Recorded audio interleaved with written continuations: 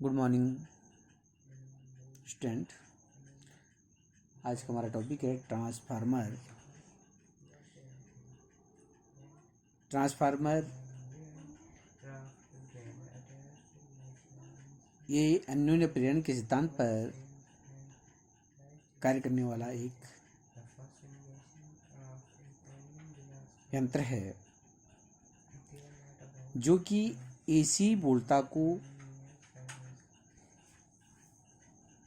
AC की उच्च वोल्टता को निम्न वोल्टता में तथा एसी की निम्न वोल्टता को उच्च वोल्टता में परिवर्तित करता है। और इसका एक सिस्टम है, यह केवल एसी वोल्टता पर ही काम करता है। ये निर्दिष्ट धारा पर काम नहीं करता, ये प्रत्यावर्ती धारा पर ही काम करता है। जैसा कि हम कह रहे हैं कि यह उच्च वोल्टता को निम्न वोल्टता में तथा निम्न वोल्टता को उच्च वोल्टता में परिवर्तित करता है। तो इस हिसाब से ट्रांसफार्मर दो प्रकार के होते हैं।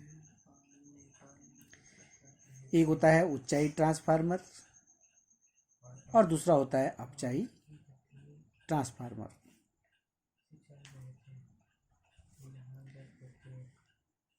तो उसको हम सिद्धांत लिख लेंगे। यह अन्योन्य प्रेरण के सिद्धांत पर कार्य करने वाली एक युक्ति है जो एसी की उच्च वोल्टता को निम्न वोल्टता में तथा एसी की निम्न वोल्टता को उच्च वोल्टता में परिवर्तित करने की क्षमता रखता है। यह केवल एसी वोल्टता पर कार्य करता है, एसी वोल्टता पर काम करता है। ये क्वेश्चन भी एक नंबर का पूछा जाता है कि ट्रांसफार्मर प्रत्यावर्ती धारा पर काम करता है कि निर्दिष्ट धारा पर काम करता है। तो ये पूछा जाता है कोई क्वेश्चन, तो ट्रांसफार्मर प्रत्यावर्ती धारा वोल्टता पर काम करता है, अल्टरनेटिंग करंट वोल्टता पर कार्य करता है। ठीक है, इसका डायग्राम यहाँ पर लोहे की क्रोड होती है। ये लोहे की क्रोड है। इस क्रोड के एक ओर तांबे के तारों की को मोड़ करके कुंडली बनाई जाती है जिस पर निवेशी वोल्टेज एसी स्रोत लगाया जाता है। ठीक है, और इसको हम प्राथमिक कुंडली कहते हैं। जिस पर एसी स्रोत लगाया जाता है, निवेशी वोल्टेज लगाया जाता है, उस कुंडली को हम प्राथमिक कुंडली कहते हैं। दूसरी ओर दूसरी कुंडली लगाई जाती है जिस पर हमें निर्गत वोल्टेज प्राप्त होता है या हमने किसी अन्य को वोल्टेज देना है, तो उस पर इसको हम लगाते हैं। इस कुंडली को द्वितीय कुंडली कहते हैं। जिस कुंडली पर निवेशी वोल्टेज लगाते हैं उसे प्राथमिक कुंडली कहते हैं, और जिस पर हमको निर्गत वोल्टेज प्राप्त होता है या हमने कहीं सिग्नल भेजने हैं, वोल्टेज भेजना है, वो जो है आपके पास द्वितीय कुंडली पर लगाया जाता है। तो इस प्रकार से यहाँ पर प्राथमिक कुंडली होती है और ये द्वितीय कुंडली होती है। तो इसकी रचना हम लिखेंगे। रचना, इसमें एक लोहे की क्रोड होती है जिस पर तांबे के तार के फेरे लगा देते हैं। इसकी एक ओर के तांबे के तार की कुंडली पर निवेशी वोल्टेज लगाते या आरोपित करते हैं। इसे प्राथमिक कुंडली कहते हैं। प्राथमिक कुंडली के दूसरी ओर दूसरी कुंडली बनाते हैं या लगाते हैं जिस पर निर्गत वोल्टेज प्राप्त किया जाता है। इसे द्वितीय कुंडली कहते हैं।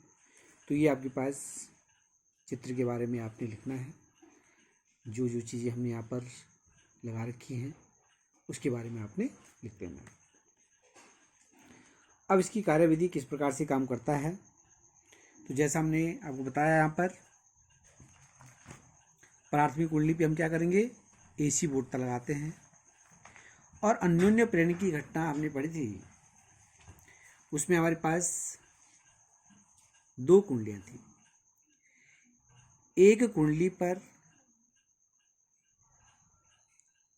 स्रोत के द्वारा हम धारामापी से जोड़ देते हैं, स्रोत लगाते हैं, और दूसरी जो कुंडली होती है उस पर केवल धारामापी लगाया जाता है और उस पर कुंडली लगा के धारामापी लगाते हैं।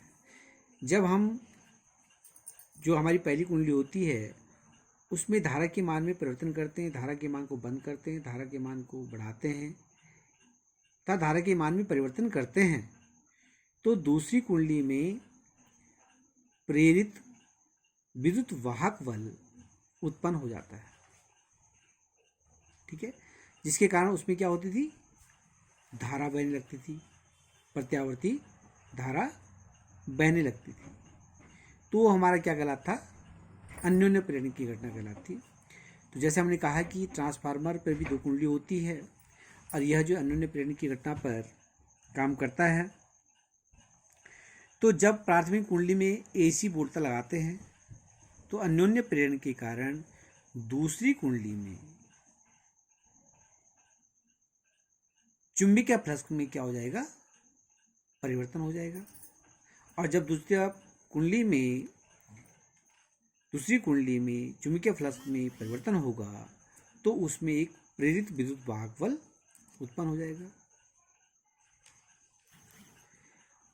यहाँ पर ये ध्यान रखना आपने, जितना फ्लक्स परिवर्तन प्राथमिक कुंडली में होता है उतना ही फ्लक्स परिवर्तन कहाँ होता है, द्वितीय कुंडली में भी होता है। ठीक, और इस प्रकार से हम क्या कर सकते हैं, वोल्टेज को जो है हम परिवर्तित कर सकते हैं। ठीक है, तो इसको हम लिखेंगे, इसी कार्यविधि को, कि किस प्रकार से काम करता है अन्योन्य प्रेरण के सिद्धांत पर। तो कार्यविधि है, जब प्राथमिक कुंडली में AC बोल्टा लगाते हैं तो अन्योन्य प्रेरण के कारण दूसरी कुंडली में चुंबकीय फ्लक्स में परिवर्तन होता है, जिसके कारण इसमें प्रेरित विद्युत वाहक बल उत्पन्न हो जाता है। जितना फ्लक्स परिवर्तन प्राथमिक कुंडली में होता है उतना ही फ्लक्स परिवर्तन द्वितीय कुंडली में भी होता है। माना द्वितीय कुंडली के एक फेरे में उत्पन्न चुंबकीय फ्लक्स फाई है, जो द्वितीय कुंडली है उसके एक फेरे में उत्पन्न चुंबकीय फ्लक्स का जो मान है वो कितना है, फाई है, तथा द्वितीय कुंडली में फेरों की संख्या NS है। इसको NS जो हमने द्वितीय कुंडली, सेकेंडरी कुंडली कहते हैं इसको, तो द्वितीय कुंडली के लिए हमने NS रखा है। तो द्वितीय कुंडली में उत्पन्न कुल विद्युत वाहक बल ES बराबर -NS d∅dt। ठीक है, ES बराबर क्या होएगा, -NS d∅dt। इसको मान लेंगे समीकरण नंबर 1।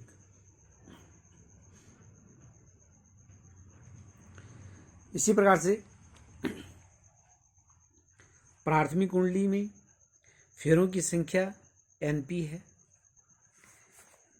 तो उत्पन्न प्रेरित विद्युत वाहक बल, इस पर कितना प्रेरित विद्युत वाहक बल उत्पन्न हो रहा है, EP बराबर -NP d∅dt।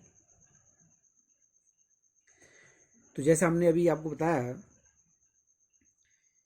कि चुंबकीय फ्लक्स में जो परिवर्तन होता है, जितना प्राथमिक कुंडली में होता है उतना ही द्वितीय कुंडली में होता है। यानी कि जो प्रेरित विद्युत वाहक बल द्वितीय कुंडली में उत्पन्न हो रहा है उतना ही विद्युत वाहक बल किसमें होगा, प्राथमिक कुंडली में होगा। ठीक है, और उतना ही विभव जो है क्या होगा, द्वितीय कुंडली में होगा। यानी कि द्वितीय कुंडली में जो प्रेरित विद्युत वाहक बल का मान होगा वो जो है विभवांतर, जो उसकी विभवांतर होगा उसमें उसके बराबर होगा। तो ES बराबर क्या हो जाएगा, BS के। इसी प्रकार से EP बराबर क्या हो जाएगा, VP के। ES बराबर VS, EP बराबर VP। यानी कि ES को हम क्या लिख सकते हैं, BS लिख सकते हैं। ये जो है प्रेरित विद्युत वाहक बल जो है विभवांतर के बराबर होता है। ठीक है, तो ये आपके पास द्वितीय कुंडली का है, ये प्राथमिक कुंडली का है। तो समीकरण नंबर 1 और 2 में ES की जगह पे हम BS रख देंगे और EP की जगह पे VP रख देंगे। तो इस प्रकार से हमारे पास आएगा समीकरण 1 और 2 में ES और EP का मान रखने पर VS बराबर हो जाएगा -NS d∅dt समीकरण नंबर 3, और VP बराबर हो जाएगा -NP d∅dt समीकरण नंबर 4। समीकरण नंबर 3 में समीकरण नंबर 4 से भाग दे देंगे। तो लिख लीजिए इसको, समीकरण नंबर 3 में 4 से भाग देने पर VS बटे VP, बाएं पक्ष का भाग बाएं पक्ष में देंगे, दाएं पक्ष का भाग दाएं पक्ष में देंगे, बराबर -NS d∅dt -NP d∅dt। d∅dt से कट जाएगा, ये आपस में कट जाएगा, माइनस से माइनस कट जाएगा। तो क्या बच गया हमारे पास, VS बटे VP बराबर NS बटे NP। और इसको हम जो है R दिखाते हैं, R के बराबर दिखाते हैं। R को जो है परिणमन अनुपात कहते हैं। क्या कहते हैं इसको, परिणमन अनुपात कहते हैं। समझिए, आदर्श ट्रांसफार्मर,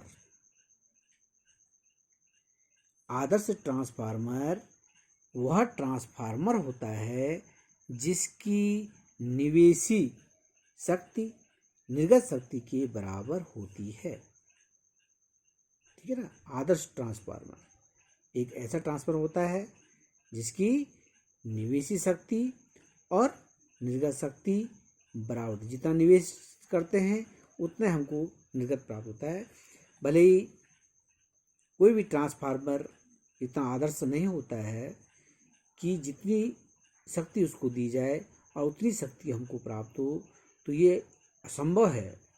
लेकिन फिर भी इस प्रकार के ट्रांसफार्मर बनाए जाते हैं कि जो आदर्श ट्रांसफार्मर की भांति काम करे, लेकिन उसमें थोड़ा बहुत अंतर आता ही है, निर्गत शक्ति में और निवेशी शक्ति में अंतर आता ही है।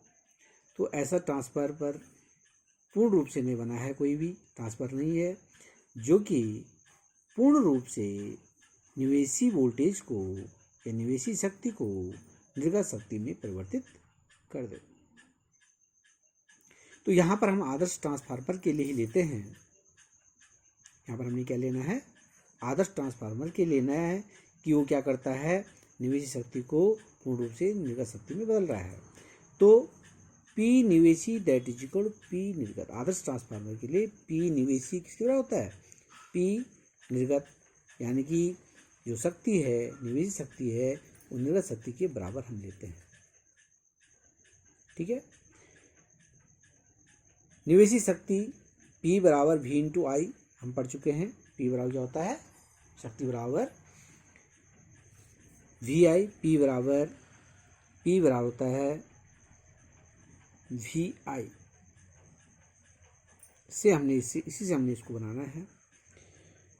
तो प्राथमिक कुंडली के लिए जाएगा VP इंटू IP और बराबर द्वितीय कुंडली के लिए जाएगा VS IP, यानी निर्गत शक्ति के लिए VS IS और निवेशी शक्ति के लिए VP IP, क्योंकि हम प्राथमिक कुंडली पर ही निवेशी वोल्टेज लगा रहे हैं और निर्गत वोल्टेज हमको कहाँ प्राप्त हो रहा है, निर्गत शक्ति जो प्राप्त हो रही है वो निवेशी यानी कि द्वितीय कुंडली पर हमको प्राप्त हो रही है। और इस प्रकार से हम इसको डिवाइड कर दीजिए, इधर इसका डिवाइड कर दीजिए, तो VS upon BP that is equal to IP upon IS। ठीक है, इसको हम समीकरण नंबर 6 मान लेते हैं। समीकरण 5 और 6 से समीकरण नंबर 5 और समीकरण नंबर 6 इन दोनों से हम देखते हैं यहाँ पर VS बटे BP किसके बराबर होता है, NS बटे NP के बराबर होता है। तो और VS बटे BP किसके बराबर होता है, IP बटे IS के बराबर होता है। तो तीनों में इनमें संबंध आ जाएगा। VS बटे BP बराबर किसके होता है, NS बटे NP बराबर किसके होता है, IP बटे IS that is equal to R, यानी कि परिणमन अनुपात, ट्रांसफॉर्मेशन रेशियो के बराबर होता है। ठीक, तो जैसे हमने आपको बताया कि ट्रांसफार्मर दो प्रकार के होते हैं, तो इसको हम अगले दिन पढ़ेंगे। जो आपके पास दो ट्रांसफार्मर हैं, तो ये आपके पास जो फॉर्मूला आया है, इस फॉर्मूले को आपने याद रखना है। इसमें आपके पास ट्रांसफार्मर के बारे में पूरा पूछा जा सकता है और एक सवाल इसमें ज़रूर पूछा जाता है। तो इस सवाल में यही आपके पास फॉर्मूला लगता है। तो आपने ध्यान रखना है कि VS बटे VP बराबर NS बटे NP बराबर IP बटे IS that is equal to R के बराबर होता है। तो आपके पास तीन चीज़ें इसमें दे रखी रहेंगी, चौथी चीज़ आपको निकालनी होगी इसमें। तो बहुत ही सरल प्रश्न होता है ये। ठीक है, ये सिद्धांत भी पूछ जाएगा, इसका पूरी रचना कार्यविधि पूछ जाएगी और इसके साथ साथ इसमें सवाल भी एक पूछा जाता है। ठीक है ना, तो आपने सवाल को अवश्य इस पर करना है। ये बहुत ही सरल भी सवाल होता है। ये तीन चीज़ आपको दी जाएगी, चौथी चीज़ आपने निकालनी होगी इसमें। ठीक है ना, तो आगे हम सवाल भी करेंगे इस टाइप के। ओके।